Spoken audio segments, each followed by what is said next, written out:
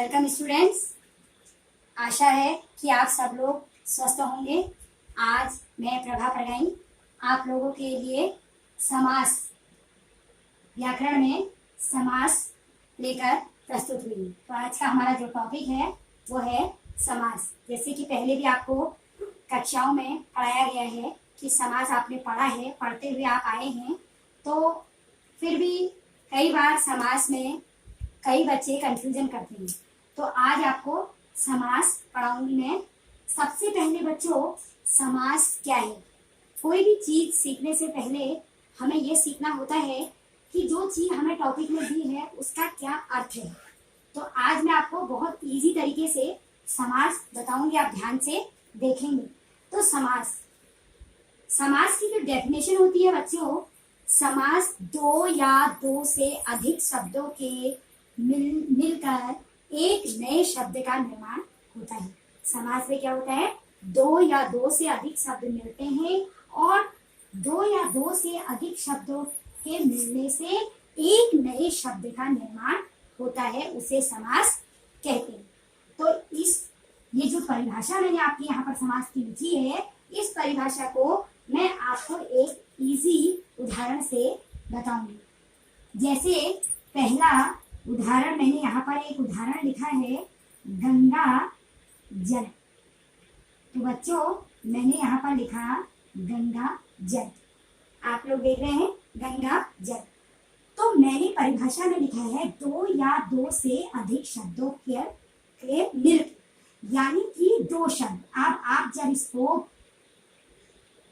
तोड़ेंगे, जब इसका विच्छेद करेंगे, तो आपको यहाँ पर दो शब्द मिलेंगे, गंगा और जल। आपने देखा कि गंगा अपने आप में एक अलग शब्द है और जल अपने आप में एक अलग शब्द है। आपने देखा कि कैसे मैंने आपको बताया, दो या दो से अधिक शब्दों के मिलकर। आपको डेफिनेशन को रटने की है, उसे बार बार याद करने की जरूरत नहीं। आप सीधे ये जो मैंने आपको यहाँ पर उदाहरण दिया है, इससे इस डेफिनेशन को समझिए, आप कभी नहीं भूलेंगे इसे। ठीक है, तो पहला है गंगा और दूसरा है जल। दो शब्द हैं, एक पूरा शब्द गंगा जल लिखा गया है। उस गंगा जल को जब आपने दो भागों में विच्छेद किया तो आपने देखा कि दो शब्द हैं, दो या दो से अधिक शब्द, एक गंगा है और एक जल है। अपने आप में दोनों क्या हैं? अलग अलग शब्द हैं, यानी कि ये गंगा है प्लस ये जल है। तो बच्चों क्या हो गया? ये मिलकर क्या हो गया? गंगा जल। तो इसका मतलब आपने दो शब्द आपस में मिलाए और इन दो शब्दों के मिलने से आपको एक नया शब्द यहाँ पर मिला। तो ये क्या होगी? समास की परिभाषा, यानी कि जहां पर दो या दो से अधिक शब्द मिलकर एक नए शब्द का निर्माण करते हैं, वो क्या होता है? समास होता है। तो अब आपको आ गया होगा कि किस प्रकार मैंने आपको ये बताया। तो अब बच्चों, समास जो होता है उसमें दो पद होते हैं। मैंने जब ये शब्द तोड़ा तो इसका एक पद ये बना और एक पद ये बना। तो इसके दो पद होते हैं। इसका जो पहला पद होगा, जो पहला शब्द है, उसको कहेंगे पूर्व पद, और जो दूसरा पद है उसको कहेंगे उत्तर पद। यानी कि समास दो शब्दों के मिलकर बना होता है और दोनों शब्दों को जब आपने तोड़ दिया तो ये दो शब्द, इसका पहला शब्द पूर्व पद कहलाएगा और दूसरा शब्द उत्तर पद कहलाएगा। अब आपको समास की डेफिनेशन भी आ गई होगी और समास के जो दो पद होते हैं उनका नाम भी आपको आ गया होगा, यानी कि पूर्व पद और उत्तर। तो अब मैंने ये दोनों आपको समझा दिए हैं। तो इस प्रकार आप समास की परिभाषा को पूरा यहाँ पर देख सकते हैं कि कैसे मैंने आपको समास की परिभाषा बताई। अब चलते हैं, हमारा जो अगला आता है वो होता है समास के प्रकार। समास के प्रकार, तो चलते हैं समास के प्रकार। अब मैं आपको समास के प्रकार बताऊंगी। हम चलते हैं समास के भेद। अभी मैंने आपको समास की परिभाषा बताई और समास के दो पद होते हैं, पूर्व पद और उत्तर पद। अब हम चलते हैं बच्चों समास के भेद। एग्जाम में कभी भी हो आपके समास के भेद वैसे ही प्रश्न पूछे जाते हैं। आपको शब्द दिया रहेगा और आपको छांटना होगा कि ये कौन सा समास है और इसको कौन सा समास है और क्या इसका विग्रह है। तो इसके लिए आपको एक बहुत आसान तरीके से मैं यहाँ पर बताऊंगी कि किस प्रकार आप समास को छांटोगे कि ये कौन सा समास है। सबसे पहला समास होता है बच्चों अव्ययी भाव समास। अव्ययी भाव का समास का मतलब होता है इसका पूर्व पद दो पद होते हैं। जैसे मैंने एक शब्द यहाँ पर लिखा प्रतिदिन, तो हमेशा आप ये याद रखना कि अव्ययी भाव समास में उस शब्द का पूर्व पद जो होता है वो अव्यय होता है, अव्यय होता है। यानी कि जो पहला पद होगा वो अव्यय होगा। आपने अव्यय पढ़े हैं, अव्यय जो उपसर्ग शब्द होते हैं वो आपको पहले इसमें मिलेंगे। उपसर्ग शब्द भी होते हैं अव्यय, तो जैसे प्रति हो गया, प्रतिदिन, दिन दिन, तो इस तरह से बहुत सारे ऐसे शब्द आपको मिलेंगे। यानी कि आपको ये पता लगाना है कि अगर आपके शब्द का पहला शब्द उपसर्ग या अव्यय होता है तो वह अव्ययी भाव समास होता है। अगला है तत्पुरुष समास। अब तत्पुरुष समास में क्या होता है बच्चों, तत्पुरुष समास में आपके दो पद होते हैं। तत्पुरुष समास में क्या होते हैं, दो पद होते हैं। जैसे मैंने एक शब्द यहाँ पर लिखा राज पुरुष,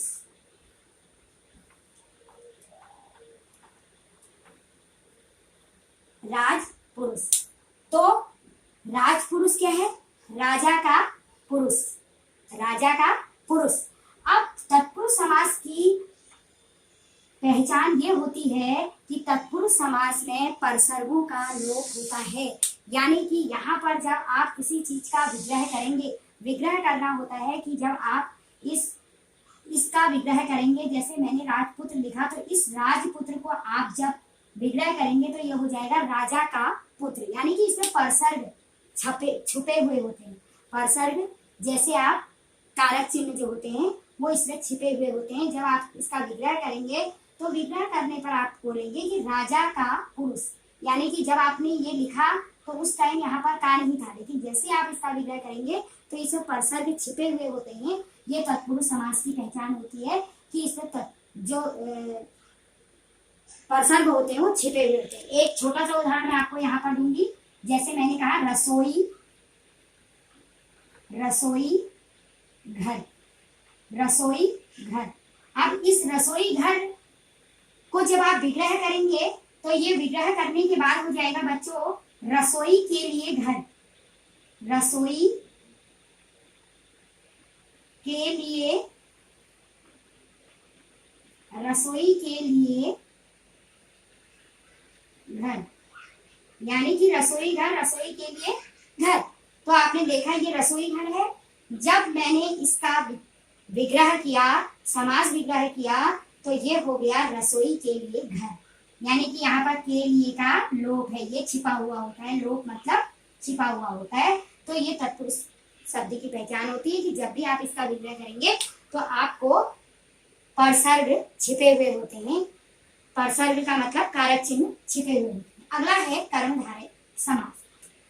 कर्मधारय समास की पहचान ये होती है बच्चों कि इसका जो पूर्व पद होता है, पूर्व पद, जैसे मैंने आपको एक उदाहरण यहाँ पर दिया कमल नयन। क्या हुआ बच्चों, कमल नयन। ये मैंने एक शब्द यहाँ पर लिखा कमल नयन। तो कमल नयन जो मैंने शब्द लिखा कमल नयन, यानी कि नयन की विशेषता को कौन बता रहा है, कमल, कमल के समान नयन। जब आप इसका विग्रह करेंगे तो ये हो जाएगा कमल के समान नयन। यानी कि इस नयन मीन्स आंख, इस आंख है नेत्र की विशेषता को कौन बता रहा है, कमल बता रहा है। यानी कि जो आंख है वो कमल के समान है।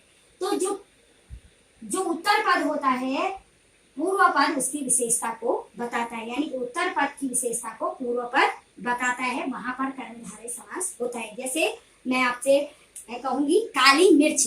अब मिर्च, काली और मिर्च दो पद हो गए, काली अलग हो गया और मिर्च अलग हो गया। तो मिर्च की विशेषता को कौन बता रहा है, काली। वह मिर्च कैसी है, काली है। तो इसका मतलब कोई भी जो उत्तर पद होता है वो पूर्व पद उसकी विशेषता को बताता है, वहां पर क्या होता है, कर्मधारय समास होता है। जैसे कमल नयन काली मिर्च, मैंने कहा नील गाय, तो गाय की विशेषता को नीली है जो गाय, यानी कि गाय की विशेषता क्या है कि वो नीली है, तो नील गाय। समझ में आ गया ना आपको? तो यही है कर्मधारय समास, यानी कि जो उत्तर पद होता है पूर्व पद उसकी विशेषता को बताता है। जब आप स्वतः इसकी अभ्यासकारी करेंगे तो आपको समझ में आ जाएगा। अगला है बच्चों द्विगु समास। द्विगु समास भी एग्जाम में बहुत पूछा जाता है, द्विगु समास, द्वंद्व समास और बहुव्रीहि समास। तो द्विगु समास का मतलब होता है बच्चों, इसकी मुख्य पहचान यह होती है कि इसका जो पूर्व पद होता है वो संख्यावाचक होता है। जैसे मैंने यहाँ पर कहा तिरंगा, तिरंगा एक शब्द मैंने यहाँ पर लिखा है। इस तिरंगे को हम यहाँ पर अगर विग्रह करके लिखेंगे, 3 रंगों का समाहार, समाहार, यानी कि इसकी विशेषता क्या है बच्चों? कैसे पहचानेंगे आप ये द्विगु समास है? द्विगु समास की विशेषता ये होती है, आप ये समझ लीजिए कि द्विगु समास का जो पूर्व पद होता है वो हमेशा संख्यावाचक होता है। यानी कि आपका जो पूर्व पद है, ये तिरंगा जो इसका पूर्व पद है, इसमें आपको पता चल जाएगा कि संख्या इसमें आएगी 3। तिरंगा 3 रंगों का समाहार। चौराहा 4 राहों का समूह, चौराहा। सप्त ऋषि 7 ऋषियों का समूह, इसकी यही पहचान है। इसका जो पहला आपको शब्द मिलेगा, पूर्व पद मिलेगा, वह संख्यावाचक होगा।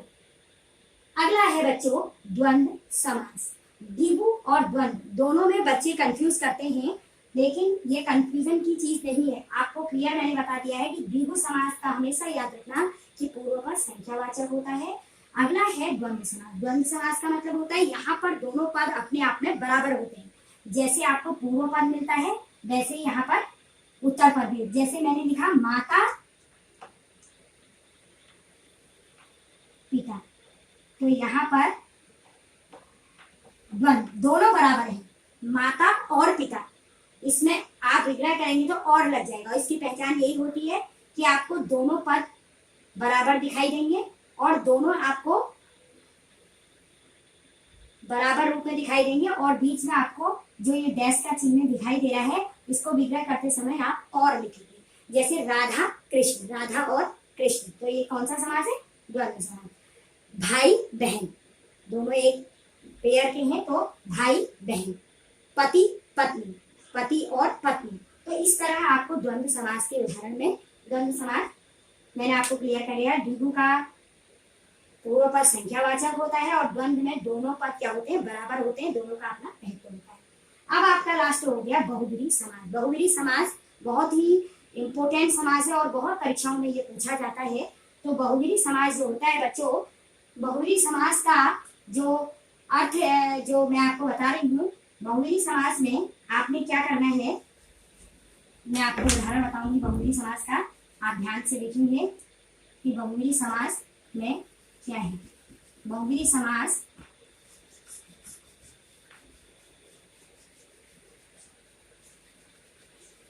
बहुव्रीहि समास में आपको मैं एक उदाहरण दे रही हूँ।